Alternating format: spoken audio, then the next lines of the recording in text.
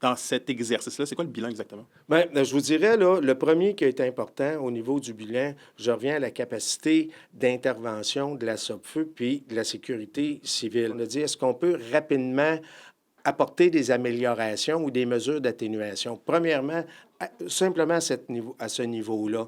Par la suite, au niveau forestier, là, on va voir dans chacune des régions comment on va le faire. Puis ça, on n'a pas les réponses. Il y a des pistes de réflexion à ce moment-ci, mais il faut parler avec tous les gens.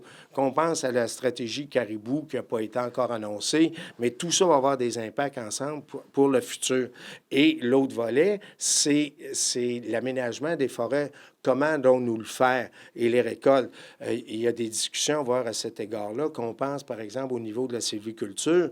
On avait un rythme de reboisement actuellement qu'il va falloir augmenter pour tenir compte des impacts. Donc, tout ça, il faut qu'il soit en discussion. Il n'y a pas de décision de prise parce qu'il faut répondre aux attentes de chacun des milieux, comme je vous disais, qui sont différents. Mais au niveau déjà des pistes d'atténuation puis d'intervention, ça, il va y avoir des choses qui vont être annoncées prochainement, c'est certain. Comment concrètement le gouvernement va faire pour les aider, les municipalités des régions, pour lutter contre les feux de forêt? J'ai pas la réponse exacte, mais quand on regardait, par exemple, à Chibougamau, puis comme vous avez dit, à Nord-Métal, à Sainte-Terre, partout, maintenant, qu'est-ce qu'ils veulent faire?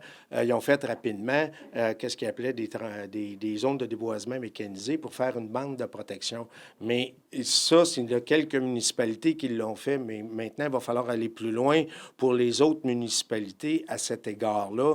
Comment qu'on va le faire? Mais aussi, c'est pas rien côté des arbres. Y a-t-il moyen, à ce moment-là, je pense, de faire des aménagements qui soient en même temps utiles pour la population? Alors, donc, la ministre, elle a annoncé à ce moment-là qu'on allait mettre en place des tables régionales pour faire un bilan régional dans chacune des régions, entendre les gens dans chacune des régions, parce que chaque région a une réalité forestière différente. Donc, ça prenait cette consultation-là qui vont faire le tour du Québec pour finir avec un exercice national quelque part probablement autour du mois de mars.